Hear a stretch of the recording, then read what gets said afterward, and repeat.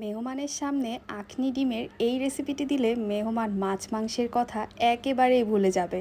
তো মেহমানকে দেওয়ার আগে একটু বুঝে শুনে দিবেন, পরিমাণটা একটু বাড়িয়ে দিবেন, তাহলে আর শর্ট পড়বে না।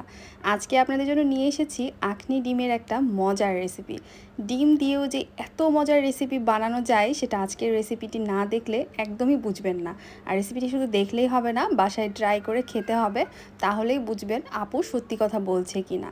তো চলুন সরাসরি রেসিপিতে চলে যাই। প্রথমে 3টা ডিম আমি এখানে সেদ্ধ করতে দিলাম। আপনারা আপনাদের পছন্দ মতো যে কয়টা ডিম নিতে চান সেই কয়টা ডিম সেদ্ধ করে নেবেন। আর আজকের রেসিপিতে লাগবে টমেটো। আমি 2টো পাকা টমেটো এভাবে মাঝখান থেকে কেটে নিচ্ছি। আর টমেটো তো অবশ্যই লাগবে এই রেসিপিতে। আখনি ডিমের এই রেসিপিটা কিন্তু আমার খুবই ফেভারিট। বাসায় তো রান্না করি, এছাড়াও কিন্তু স্পেশাল কোনো গেস্টের যদি বাসায় আসার কথা থাকে তাহলে মাস্ট এই রেসিপিটি বানাই, তাহলে তারা খেয়ে কখনোই আমার কথা ভুলতে পারবে না। তো এই তো এখন টমেটোগুলো আমি মাঝখান থেকে ফেলে নিয়েছি। এরপর লাগবে কিছু রসুন, আর রসুনগুলোকে আমি খোসা ছাড়িয়ে নিব। এগুলো আস্তই রেখেছি, কাটার প্রয়োজন নেই। তো চলুন এখন মেন রান্নায় চলে আসি। প্রথমে আমি এখানে রসুন যেগুলো নিয়েছিলাম সেগুলো দিয়ে দিলাম পাকা টমেটো, 2টো তেজপাতা, সাথে আমি দিয়েছি 6-7টার মতো কাজু বাদাম, আর লাগবে এলাচ আর লবঙ্গ। এটা এতটাই ফ্লেভারফুল হয় যে ডিম যারা পছন্দ করেন না তারাও কিন্তু এটা চেটে পুটে খায়। তো যাই হোক, সব কিছু দিয়ে এখন আমি এর মধ্যে পানি দিয়ে দিলাম, আর পানি দিয়ে এটাকে সেদ্ধ করার জন্য ঢাকনা দিয়ে দিচ্ছি। এটাই হচ্ছে আখনির মেন পার্ট, যে আপনি এই যে পানিটা দিয়ে সেদ্ধ করবেন এই পানিতে ফ্লেভারটা চলে যাবে। আর লাগবে দুধের সর। আমি দুধের সরটাকে খুব ভালো মতো ফেটিয়ে নিচ্ছি। আপনাদের কাছে ফ্রেশ ক্রিম থাকলে দিতে পারেন, আর কিছুই যদি না থাকে তাহলে গুঁড়ো দুধ দিবেন। তো এই তো সব ভালো মতো সেদ্ধ হয়ে গিয়েছে। এখন এটাকে আমি উঠিয়ে ঠান্ডা করতে রেখে দেবো। আর এই যে পানিটা, এটা কিন্তু ফেলা যাবে না, এটাই কিন্তু মেন ইনগ্রিডিয়েন্টস। এই যে পানি, সর আর টমেটোর যে আমি পিউরিটা বানাবো সেটা, ওটা ঠান্ডা করে আমি ওটা ব্লেন্ড করে নিয়েছি। আর এদিক থেকে আমি ডিমগুলোকে মাঝখান থেকে কেটে নিচ্ছি, আর আমি সুতোর সাহায্যে কেটে নিচ্ছি, এতে করে কুসুমগুলো কিন্তু আপনার রান্নার সময় বের হয়ে আসবে না।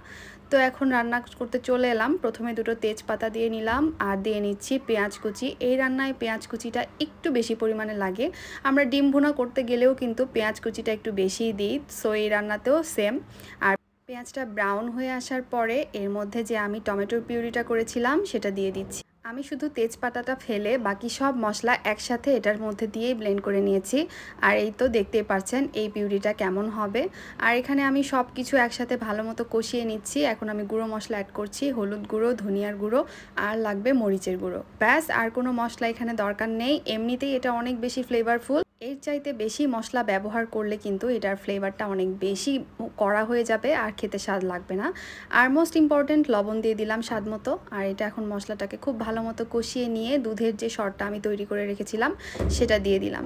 এটা কিন্তু একটা ক্রিমের কাজ করবে, আপনার ক্রিমি টেক্সচারটা আনিয়ে দিবে। আর এই তো মশলাটা মোটামুটি কষানোর পরে ডিমগুলোকে দিয়ে নিলাম। আপনাদের এত সাজিয়ে গুছিয়ে দিতে হবে না, যেহেতু আপনাদের সামনে আমি প্রেজেন্ট করছি সেজন্য একটু সুন্দর করে সাজিয়ে আপনাদেরকে দেখালাম আর কি। তো এই তো ডিমগুলো দেওয়ার পরে আমি উপর থেকে মশলাগুলোকে দিয়ে নিচ্ছি, যাতে করে খুব ভালো মতো মশলাটার ভিতরে ঢুকে যায়। আর ভয় পাওয়ার কোনো কারণ নেই, কুসুমগুলো একদমই আলাদা হবে না। এটা তো মশলাটা আমরা কষিয়ে নিয়েছি, ডিম দেওয়ার পর আর মশলা কষানোর কোনো প্রয়োজন নেই। জাস্ট এখন আমরা চুলার উপরে মিডিয়াম হিটে রেখে দেব, আর এরকম করে একটু একটু করে মশলাগুলোকে ডিমের গায়ে গায়ে লাগিয়ে দেব। আস্তে আস্তে রান্না হয়ে এটা যখন তেল ছেড়ে আসবে তখন রান্না হয়ে যাবে। আর সেই যে আখনির পানি, মানে যেই টমেটো মশলাগুলো সেদ্ধ করা যে পানিটা আমরা রেখেছিলাম সেটা দিয়ে নিলাম। এই তো আমি এখন ঢাকনাটা খুলে দিয়েছি, কিছুক্ষণ 5 মিনিটের মতো ঢাকনা দিয়ে এটাকে রান্না করেছি। এখন ঢাকনা খুলে আমি ডিমের ভেতরে এইভাবে মশলা দিয়ে দিচ্ছি উপর থেকে আস্তে আস্তে করে। আর এই রান্নাটা হতে খুবই কম সময় লাগে। এটার প্রধান ঝামেলাটা আসলে প্রথমেই মশলা করে নেওয়াটা, তারপরে রান্না হতে একদমই কম সময় লাগে। একদম হয়ে গিয়েছে, লাস্ট মুহূর্তে আমি সামান্য পরিমাণে একটু চিনি দিয়ে নিয়েছি। আপনারা যারা গুঁড়ো দুধ ব্যবহার করবেন তারা চিনিটা অ্যাভয়েড করবেন, কারণ গুঁড়ো দুধ এমনিতেই মিষ্টি। তারপর এই তো সার্ভ করে দিলাম। দেখতেই পাচ্ছেন কতটা লোভনীয় হয়েছে। তো রেসিপিটি ভালো লাগলে পেজটিকে ফলো দিয়ে পাশেই থাকবেন। আল্লাহ হাফেজ।